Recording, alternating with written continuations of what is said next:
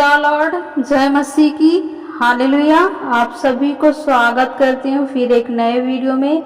आज हम परमेश्वर के वचन के द्वारा सीखेंगे ताकि परमेश्वर हमारे जीवन में, जो आज हमारे घर में, हमारे फैमिली में दिक्कतें आ रही हैं, समस्याएं आ रही हैं, बार बार लोग फिर उसी पुरानी समस्याओं में जा रहे हैं, तो आज परमेश्वर के वचन को पढ़ेंगे और उसमें जानेंगे कि वो जीवित परमेश्वर का वचन या प्रभु का कलाम हमारे जीवन में किस प्रकार काम करता है और हमारे जीवन को प्रभु कैसे बदलेगा और कैसे हमें चलना है, जिससे परमेश्वर हमारी प्रार्थनाओं को सुने और हमारे जीवन से उन विपत्तियों को, उन समस्याओं को हमारे जीवन से दूर करे। हालेलुया।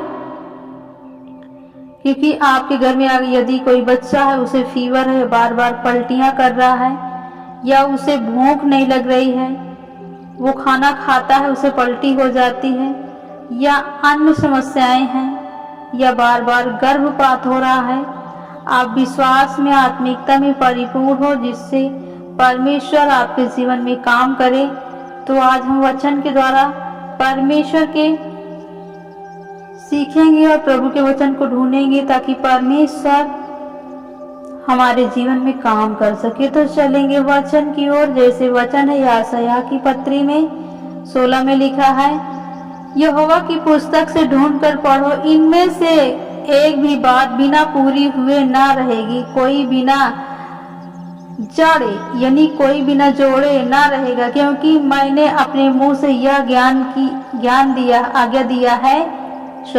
आज्ञा दी है और उसी की आत्मिकता उन्हीं को इकट्ठा करेगी। किनकी आत्मिकता? आज यदि हम आत्मिकता में जीवित हैं, आत्मिकता में चल रहे हैं, तो परमेश्वर हमारे जीवन को बदलेगा, एक नया बल, एक नई सामर्थ, एक नई शक्ति को देगा। क्यों?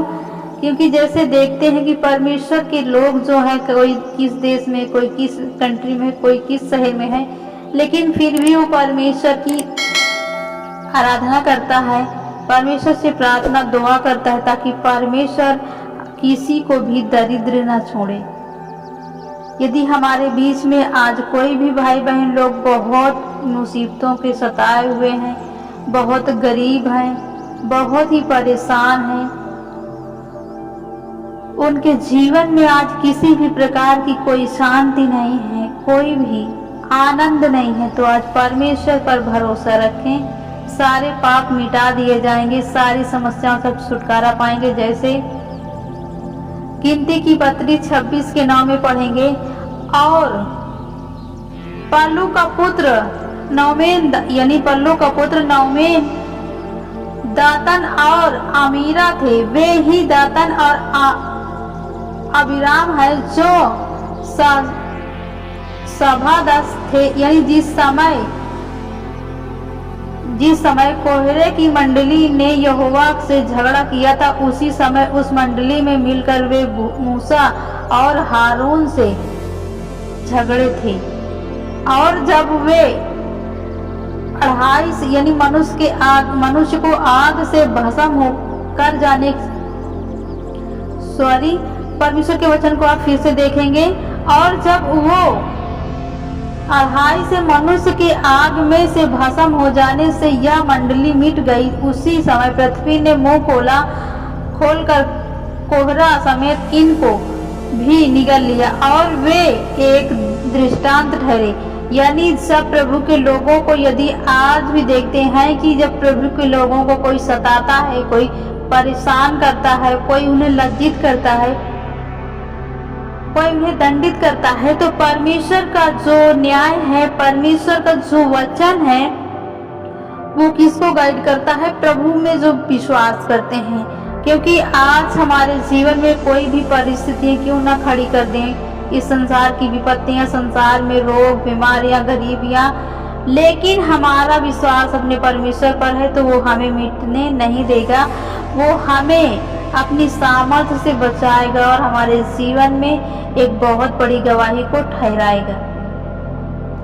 इसलिए हमें परमेश्वर के वचन पर विश्वास रखना है, भरोसा रखना है और जागते रहना है, ताकि परमेश्वर हमारे जीवन में किसी दूसरे के द्वारा आने वाली हर एक समस्याओं को खत्म कर सके। जैसे पढ़ेंगे योएल की पत्री 2:27 में, तब तुम जानोगे कि इजराइल के बीच में हूँ और मैं यहोवा तुम्हारा परमेश्वर हूँ और कोई दूसरा नहीं, और मेरी प्रजा की आशा फिर कभी ना टूटेगी। आमीन। और मेरी प्रजा की आशा फिर कभी ना टूटेगी। कौन कह रहा है? उस समय परमेश्वर यहोवा बात करता है।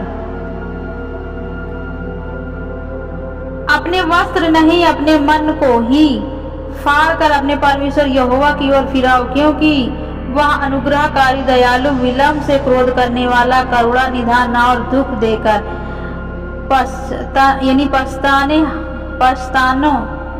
दुख देकर पछताता नहीं हार है, पछताता न हार है। यानी वो परमेश्वर हमारे जीवन में यदि दुख होता है तो वो बहुत पछताता है कि मेरे बच्चे, मेरे बेटे, मेरे बेटियां मुझसे अलग हो गए। आज अलग ना होते तो इनके जीवन में दुख ये ना आता, इनके जीवन में समस्याएं ना आती।